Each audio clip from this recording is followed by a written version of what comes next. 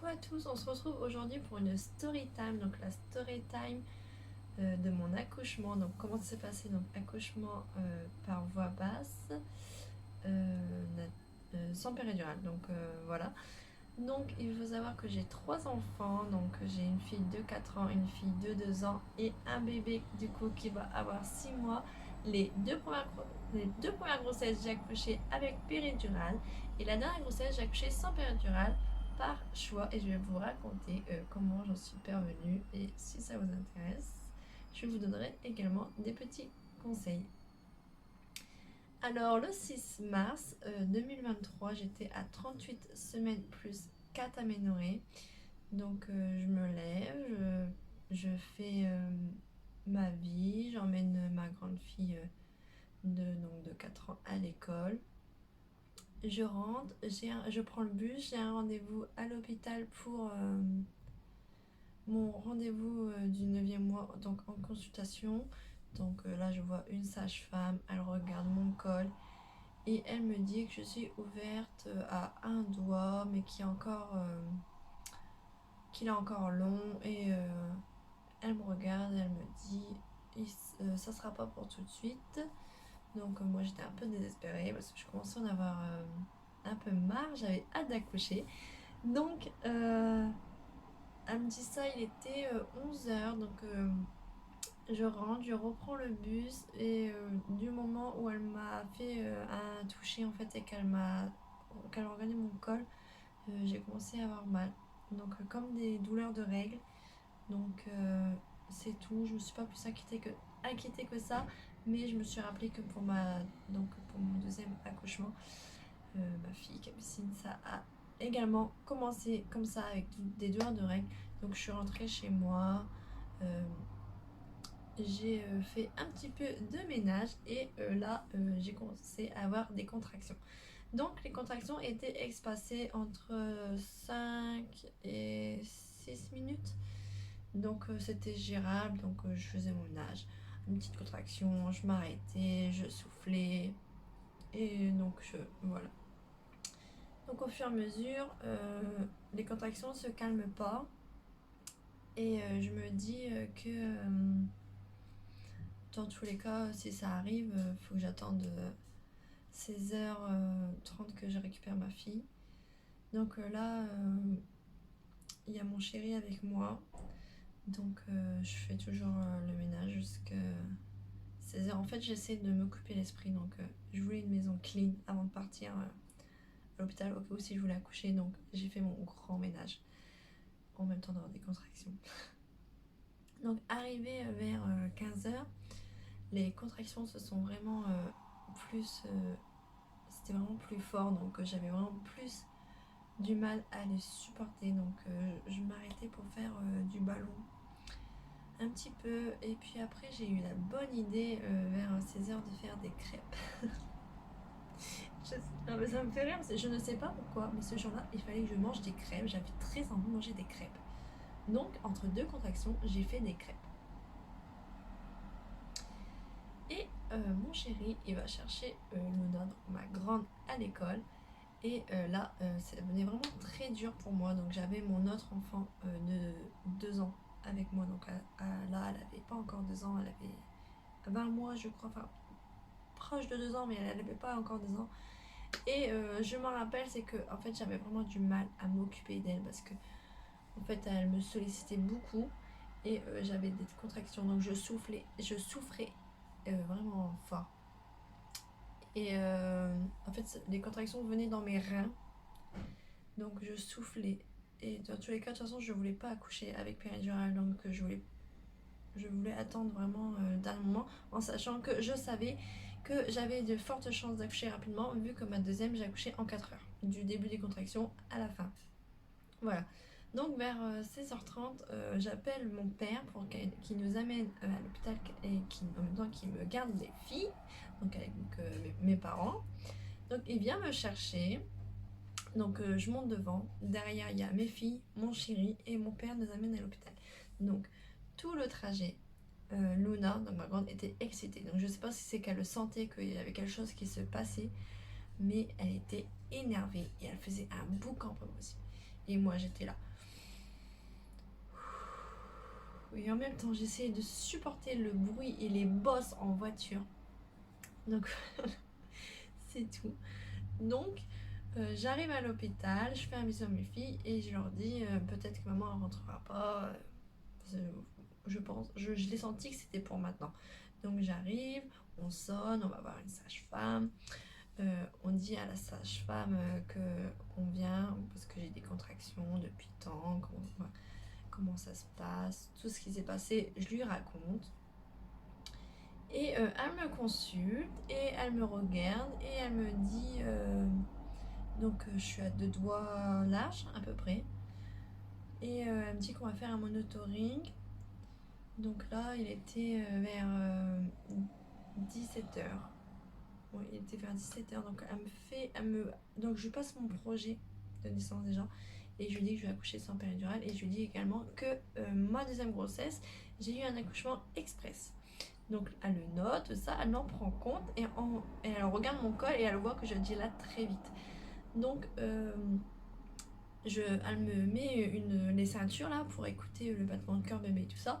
Et je ne sais pas pourquoi, mais ça doit intensifier la douleur, le monitoring. Parce que à chaque fois que j'ai fait les monitorings, ça m'a tué.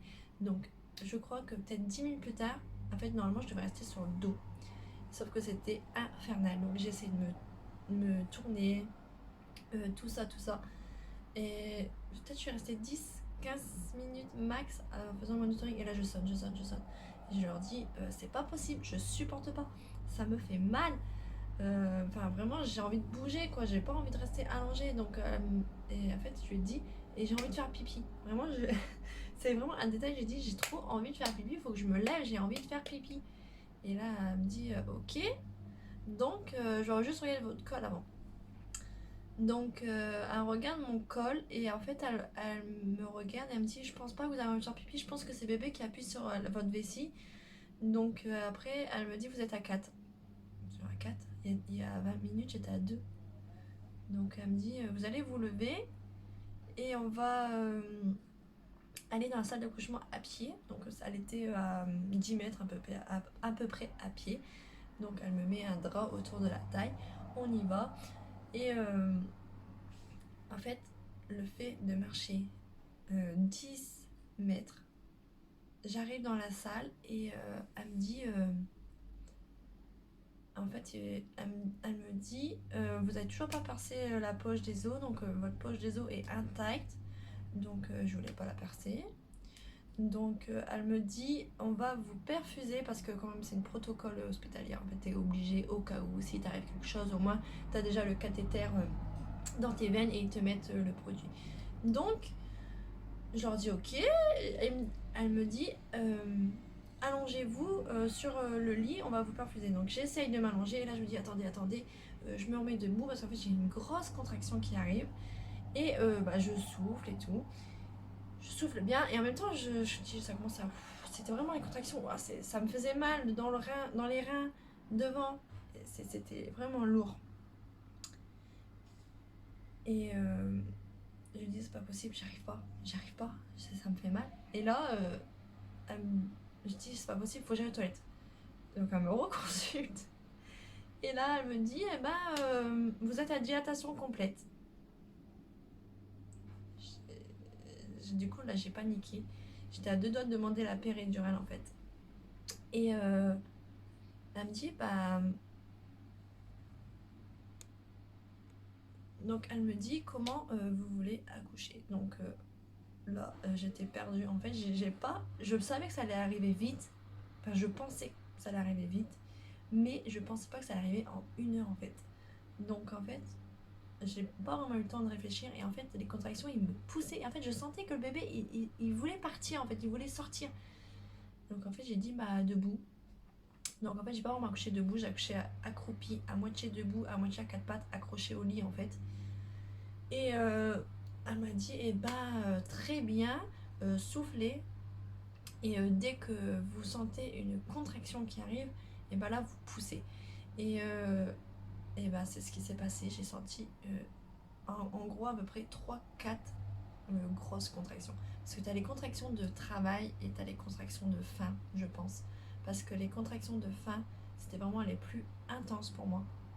Donc c'était mon corps il s'est contracté, tout mon corps s'est contracté. Et juste à en parler, j'ai déjà encore des frissons. Et en fait, quand j'ai poussé, donc j'ai senti tout. En fait, j'ai senti mon bébé descendre dans le bassin et c'était intense. Je dirais pas que ça m'a fait tellement mal qu'aujourd'hui j'aurais un quatrième bébé, même si je veux pas d'autres enfants. Je suis très bien avec 3 enfants. Je pense que ça arriverait. J'accoucherai naturellement. Je voudrais plus de péridurale avec cette expérience. Mais vraiment, c'était intense. En fait, j'ai senti tout. C'était comme si la vie, en fait, c'était mon corps. Je me dis, waouh, mon corps, il est capable de ça. Je sens, je suis là, je suis forte. En fait, je me sentais forte, je me sentais puissante. Et deuxième contraction qui arrive. Donc là, je pousse. Mon chéri il était devant moi, donc je tiens ses mains fort et j'extériorise. En fait, je crie pas de douleur, mais je crie pour me donner de la force en fait. Et je sens mon bébé qui passe. Donc les sages-femmes l'attrapent. Ils me disent de l'attraper avec eux. Et je l'attrape et là, je le pose sur moi. Et ce que j'ai oublié de dire aussi, c'est que du coup, la poche des os a percé au moment que la tête est passée. Donc ça a coulé en même temps. Donc j'ai attrapé mon bébé. Et là, franchement, je me suis dit, waouh, j'ai fait ça. Moi j'ai fait ça. Alors que je m'en sentais pas capable. Je pensais pas que genre moi j'aurais réussi à accoucher sans péridurale. Alors que je pensais que j'étais quelqu'un de faible, nunuche, un petit peu. Voilà, donc j'ai accouché sans péridurale. Et si ça serait à refaire, je le referais. Pourquoi? Parce que vraiment je me suis sentie en connexion avec mon bébé. Je l'ai Le fait de ne pas avoir le péridurale, de le prendre sur moi directement de moi-même. En fait, j'ai l'impression que qu'on m'a pas accouché, j'ai l'impression que j'ai accouché. Et c'est vraiment incroyable. C'était une expérience unique. Et franchement, si une maman aujourd'hui qui me regarde et qui a envie d'accoucher sans péridurale et qu'on la regarde, parce que moi aussi j'en ai eu des réflexions, et qu'on la regarde et qu'on lui dit mais tu vas avoir mal, tu vas pas réussir. Oh, la péridurale, maintenant on est en 2023, on n'est plus au Moyen-Âge, t'as la chance d'avoir la péridurale. Oui, certes, c'est vrai. T'as la chance d'avoir la péridurale, t'as des pays que t'as pas de péridurale et qui doivent accoucher sans péridurale alors que c'est pas leur choix. Mais si la maman c'est son choix pour quelconque raison d'accoucher sans péridurale, en fait, go, vas-y, parce que c'est incroyable. Et au pire, c'est une expérience unique et c'est ton choix, c'est ton corps et tu as le droit. Donc voilà. C'était mon story time de mon accouchement sans péridurale. Et pour les conseils, je vous ferai une autre vidéo. Donc je vous conseillerai 3 livres que j'ai lus qui m'ont énormément aidé. Et je vous ferai également des autres conseils pour réussir à accoucher sans péridurale. En tout cas, j'espère que cette vidéo vous a plu. Et n'hésitez pas à vous abonner pour me soutenir. Et me suivre également sur Instagram. Voilà, ciao!